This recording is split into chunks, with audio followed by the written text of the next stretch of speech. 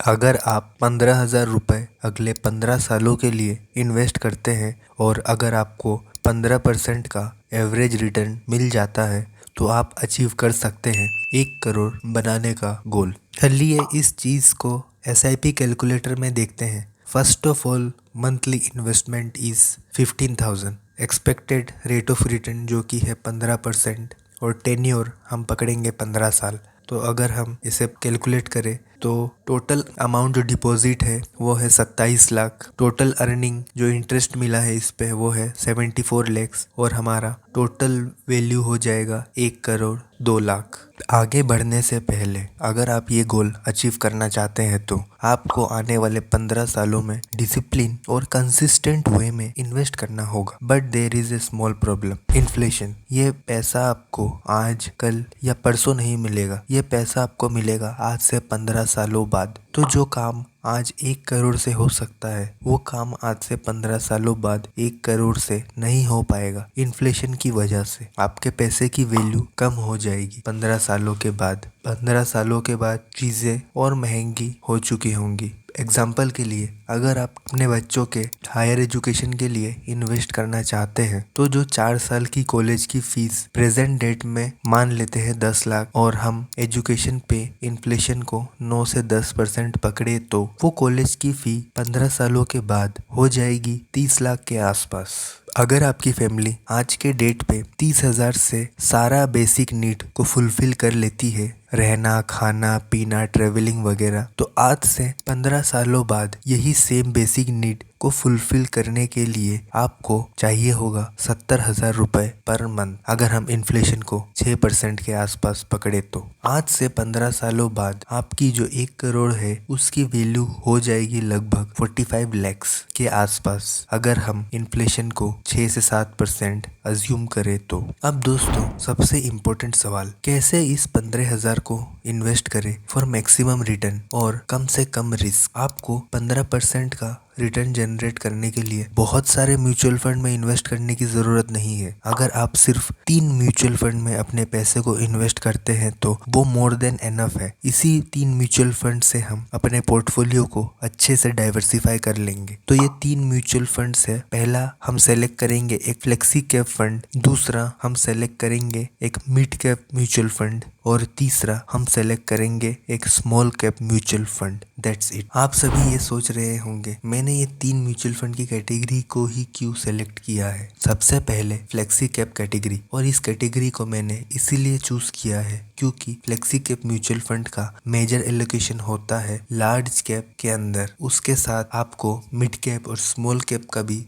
थोड़ा एक्सपोजर मिलेगा जिससे आपको जो रिटर्न मिलेगा वो किसी भी इंडेक्स फंड या लार्ज कैप फंड से ज़्यादा होगा। फ्लेक्सी कैप के लास्ट 10 ईयर के CAGR को देखें तो ऑन एन एवरेज इस कैटेगरी ने 16% से ज़्यादा का रिटर्न दिया है। But for safe side let's assume 15%। हमें तो 15% से मतलब है, इससे ज़्यादा हमें जितना भी मिले वो 1 करोड़ में ऐड होता जाएगा। फ्लेक्सी कैप के बाद नेक्स्ट कैटेगरी है मिड कैप, और इस कैटेगरी को मैंने इसीलिए चूज किया है क्योंकि ये कैटेगरी में ज़्यादा हाई रिस्क भी नहीं है और ज़्यादा लो रिस्क भी नहीं। अगेन लार्ज कैप से ज़्यादा रिटर्न एंड स्मॉल कैप जैसा रिस्की भी नहीं। तो मिड कैप कैटेगरी के म्यूचुअल फंड में लास्ट 10 साल को देखें तो इस कैटेगरी ने जनरेट किया है CAGR of above 19%, but for safe side let's assume 17%। अब आते हैं स्मॉल कैप जो आपको हाई रिस्क पे हाई रिटर्न जनरेट करके दे सकता है। बहुत ही ज़्यादा पॉपुलर और काफ़ी चर्चे में है ये category because of its past performance. अगर हम स्मॉल कैप के लास्ट 10 साल के CAGR को देखें तो इस कैटेगरी ने ऑन एन एवरेज 20% अबव का CAGR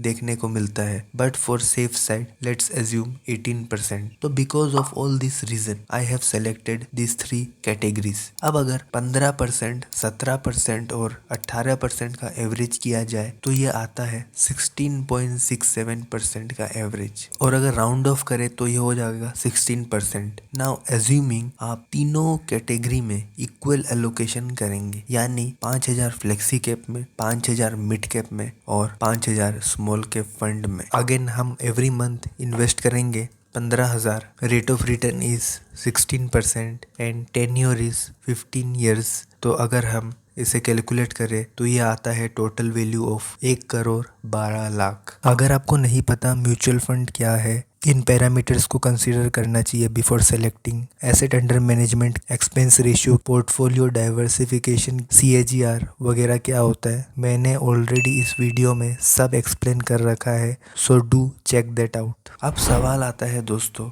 which mutual fund to choose, किन किन म्यूचुअल फंड में हम इन्वेस्ट करें। चलिए देखते हैं वो कौन से म्यूचुअल फंड है जिसमें इन्वेस्ट करके आप अपने गोल को अचीव कर पाएंगे। सबसे पहले बात करें तो फ्लेक्सी कैप, आप इन्वेस्ट करेंगे पराग पारिक फ्लेक्सी कैप फंड, बहुत ही अच्छा म्यूचुअल फंड है। फ्लेक्सी कैप की कैटेगरी में आप इसके पास्ट रिटर्न्स को देखें, एक्सपेंस रेशियो को देखें, अगर मार्केट कैप को देखें तो ये बहुत ही स्ट्रॉन्ग म्यूचुअल फंड है फ्लेक्सी कैप की कैटेगरी में। अगर हम मिड कैप कैटेगरी की बात करें, मोतीलाल ओसवाल फंड बहुत ही अच्छा कैंडिडेट है to invest in mid cap mutual fund. इसकी आप 10 ईयर की CAGR देख सकते हैं, एक्सपेंस रेशियो भी काफ़ी लो है and again asset under management भी काफ़ी अच्छा है। अब आखिर में है स्मॉल कैप। अगर स्मॉल कैप की बात करें तो आप इन्वेस्ट करेंगे Nippon India small cap fund में। इसका अगर हम पिछले 10 साल के CAGR को कंसीडर करें, एक्सपेंस रेशियो को कंसीडर करें और एसेट अंडर मैनेजमेंट को कंसीडर करें तो Nippon India small cap fund is the best to invest in small cap category. ये तीनों म्यूचुअल फंड मैंने अपने एनालिसिस के हिसाब से की है। अगर आपको भी नॉलेज है, आप कॉन्फिडेंट है, then you are free to select 3 mutual funds according to your own research. अब सवाल आता है दोस्तों, किस म्यूचुअल फंड में कितना पैसा इन्वेस्ट करें। क्या हमें कंजर्वेटिव अप्रोच यूज करनी चाहिए या एग्रेसिव अप्रोच लेना चाहिए। हर इन्वेस्टर का रिस्क एपेटाइट सेम नहीं होता। आप अपने करंट लाइफस्टाइल और एज के अनुसार एलोकेशन को डिवाइड करें। फर्स्ट कैटेगरी है 20 से 30 साल वाले। अगर आप इस एज ग्रुप में फॉल करते हैं तो आपको फॉलो करना चाहिए इक्वल एलोकेशन, यानी 5,000 फ्लेक्सी कैप में, 5,000 मिड कैप में और 5,000 स्मॉल कैप में। आपको रिटर्न इस हिसाब से मिलेगा after 15 years. Second age group 30 से 40 साल वाले, आपको फॉलो करनी चाहिए 6,000 इन फ्लेक्सी कैप, 5,000 मिड कैप में और 4,000 स्मॉल कैप में। अगर आप एलोकेशन को ऐसे रखते हैं तो आपको रिटर्न्स मिलेगा इतना और